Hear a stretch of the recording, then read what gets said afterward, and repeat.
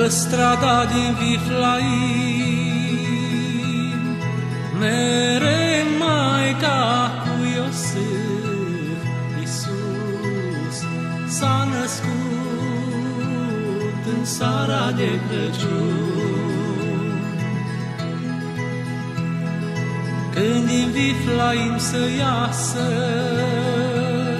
să opriră la o casă, Iisus s-a născut în seara de Crăciun. Lângă poartă un tânăr sta și pe dânsii întreba, Iisus s-a născut în seara de Crăciun.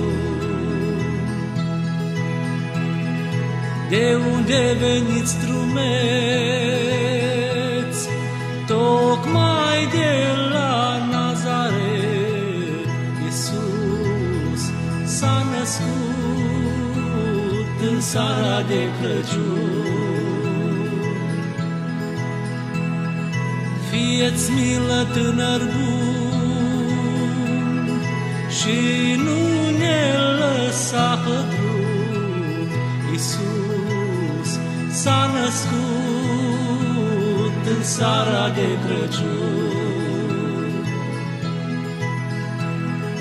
Că afară-i fric și noapte, Maica Sfântă nu mai poate, Iisus s-a născut în seara de Crăciun. Tânărul fiind milos,